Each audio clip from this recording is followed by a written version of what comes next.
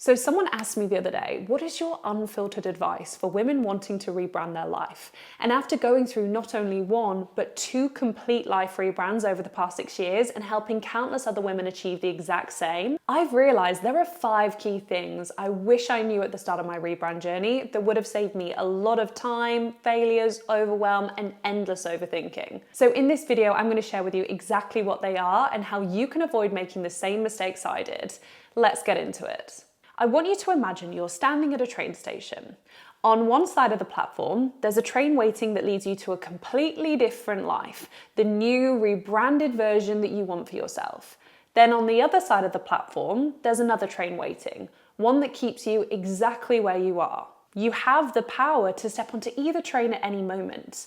You can simply make a choice, and this is your reality every single day. You just don't realize it. The ability to grow, to rebrand, to redefine yourself, it's already in your hands. You are the one in control and you have the power of choice. I bet you already understand this, but have only ever really thought about it from a potentially negative lens. When you're driving a car, for example, you choose to not recklessly drive your car at 100 miles an hour down the wrong side of the road because you understand the hugely negative consequences of doing something so silly. Every day you are unconsciously aware of the power of choice. We understand it and we fully comprehend the power a single choice can have. There can be huge, life-changing negative consequences for simply making a choice. So why are you not utilizing that exact same power when it comes to positive outcomes? In reality, you can live a crazy life simply utilizing choice. I truly believe this. And this is what I wish I knew earlier in my rebrand journey. The life you want isn't waiting for you, it's waiting for you to choose it. We often underestimate just how much power we have over our own lives. We look for outside validation, circumstances to align, or signs telling us it's time. But the truth is, choice is the most powerful tool you have. Every major shift in my life, moving from the UK to Thailand, leaving an unfulfilling relationship, quitting my 9 to 5, it was simply a choice. My choice, and that's the power you have too. It's not about waiting for the perfect conditions. It's about realizing that your life, your direction, your transformation are in your hands right now. The power to reinvent yourself is something you own entirely. Think about one area of your life where you feel stuck. Now ask yourself, what if the only thing standing between me and the life I want is a decision I haven't made yet? Because that's exactly what it is. You are not powerless. You don't need permission. You don't need guarantees. You just need to choose. And that's where your rebrand truly begins. People really misunderstand the idea of risk. Every time we face a big decision, we immediately think about what could go wrong. What if I fail? What if I lose money? What if I embarrass myself? We calculate the size of the risk and the potential downsides, and a lot of the time we convince ourselves that avoiding the risk is the safest option. But rarely do we ask the opposite question. What is the risk of not doing it? What is the risk of not moving forward with something? If we weigh up all the reasons why something could go badly, then we also need to weigh up what happens if we stay exactly where we are. And more often than not, the risk of staying the same is far greater than the risk of change. This is what I see so many women failing to do when it comes to rebranding their life or any huge shift in their life. When I quit my job, sold my house and moved to Thailand 6 years ago, everyone told me I was making a reckless decision. And it was absolutely a huge risk I was taking, let alone the fact I was doing this with a guy I had met only a few months prior as well. We have been together ever since though, don't worry. But people thought I was gambling everything. But what they didn't realize was that staying where I was in the life I had was actually the bigger risk. Because what would have happened if I had stayed? I would have remained stuck in a draining job, feeling exhausted and unfulfilled. I would have stayed in the same unhealthy body, watching my health slowly decline. I would have kept waiting for change while nothing changed at all. And that was a certainty. I wasn't facing a maybe, I was facing a guarantee of an unhappy and unfulfilling life. And more than likely an early grave because of my unhealthy lifestyle. So was making this huge life change a risk? Yes. But was it riskier than staying in a life that was slowly wearing me down?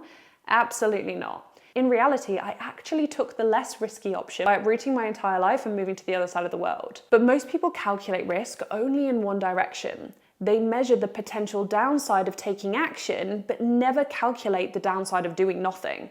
But risk exists on both sides of the equation. There are two types of risk: calculated risk, when you assess your options and move forward despite uncertainty, and passive risk, when you let life simply make the decision for you by choosing not to act. One is intentional, the other is avoidance disguised as safety. Nothing is ever truly risk-free. The biggest risk of all is often doing nothing at all. So don't just think about risk in terms of what you might lose, think about what you stand to gain. If you stop fearing risk and start using it, that's when your rebrand actually begins. The version of you you're chasing, she's already waiting for you on the other side of the risks you're afraid to take. So ask yourself, are you avoiding risk or are you avoiding growth? Activation energy is what gets things moving. It's that first push that starts the process of change. Like rolling a boulder down a hill. It takes effort to get it going, but once it moves, momentum takes over. In science, activation energy is the spark that starts a chemical reaction. It's that little bit of energy needed to break things apart so something new can form. But this idea isn't just about chemistry. It applies to everything in life. In personal growth, activation energy is the effort it takes to break out of old habits and start fresh. In rebranding your life, it's the uncomfortable first step you have to take to set real change in motion. This is why so many women feel stuck when trying to transform their lives. They wait for the perfect time, they wait for motivation, they wait to feel ready. But change doesn't happen like that. Nothing starts on its own. You have to push first. Once you recognize activation energy for what it is, a small but necessary cost, you stop waiting for the right time and start making things happen. Because the hardest part of any transformation isn't keeping it up, it's simply starting. Your life rebrand won't happen when everything feels easy. It starts the moment you decide to take action, even if it's uncomfortable. That first burst of effort is all you need to get the momentum going. So if you're waiting for motivation or for everything to align, stop. Instead, take one step forward, no matter how small. Because once you push past that initial resistance, everything else gets easier. Find that initial activation energy you need to get the process started, just like lighting a fire or pushing a boulder down a hill. So there's this popular fitness influencer on Instagram who recently bought a Porsche, and she talked about how this car had been on her vision board for years and now she had finally achieved her goal of buying it. And not long after, I started seeing people everywhere saying that they had the exact same goal. Easily a dozen women mentioned having the same car on their vision board. Even a few of my clients brought it up, saying they wanted the same thing. After hearing it a couple of times, I started asking them about it. And sure enough, they got the idea from that influencer. Now, there's nothing wrong with taking inspiration from other women. Seeing someone achieve something and thinking, I want that too, is completely normal. Everything we aspire to in some way is inspired by something we've seen. But here's where we need to be careful. Are we chasing something because we truly want it, or because we assume we want it just because someone else has it? This is a question most people don't stop to ask themselves. The problem isn't setting goals inspired by others. The problem is chasing a long-term life-altering goal without ever questioning whether it's actually yours. Because when you finally achieve it, it won't feel like you thought it would. It won't bring you the satisfaction, the fulfillment, or the pride you expected. Because deep down, it was never something you truly wanted. It's like when you go out to dinner with friends and you end up ordering a dish just because someone else raved about it. She's telling you how good it is and that you have to try it. You wanted something else, but you ordered it anyway. You weren't even craving it, but you assume it must be good. Then when it arrives, you realize you don't even like it. You would have been so much happier ordering what you actually wanted instead of being convinced to get what someone else wanted. That's what happens when you chase goals that aren't really yours. You get there, and instead of feeling satisfied, you just feel off. This is why self-awareness is so important.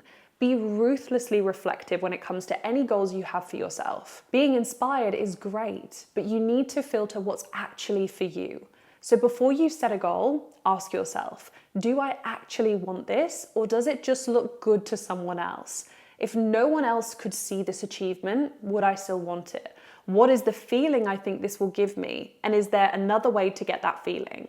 Because when you chase goals that are truly yours, the journey feels different. It feels more fulfilling, more exciting, more aligned. And when you get there, you won't feel empty.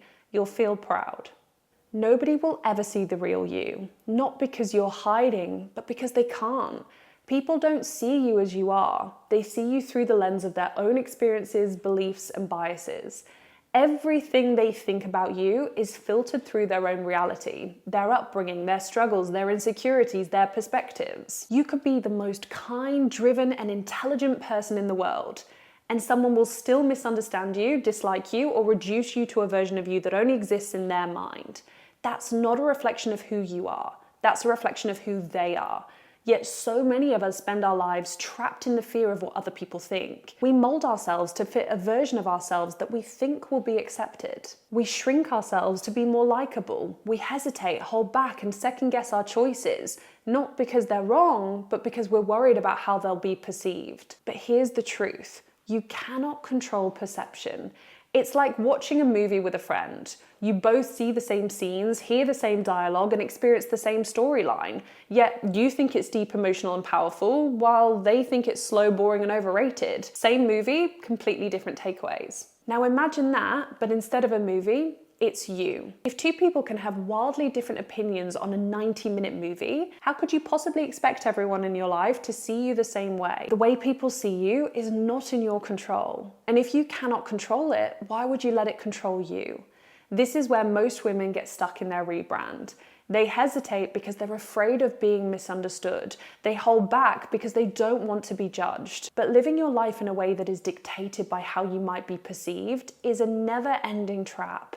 Because no matter how hard you try, someone will always misinterpret, disagree, or project their own insecurities onto you. So stop bending yourself to fit an illusion of control. You don't need to make everyone understand you. Not everyone is supposed to get it. Not everyone is supposed to get you. And that's okay, because the only person who needs to fully understand and accept you is you. So do what you want, be who you want to be, because at the end of the day, the opinions of others don't shape your life. You do. If you take anything from this, let it be this. You don't need permission to change your life. You don't need everyone to understand your choices, and you definitely don't need to wait for the perfect moment, because it's not coming. The only thing standing between you and the life you want is the decision to start. So stop waiting, stop overthinking, stop asking for approval. Rebrand your life on your terms, because you're the one who has to live it, and you deserve a life that feels like yours. I'll see you on the next one. Love you.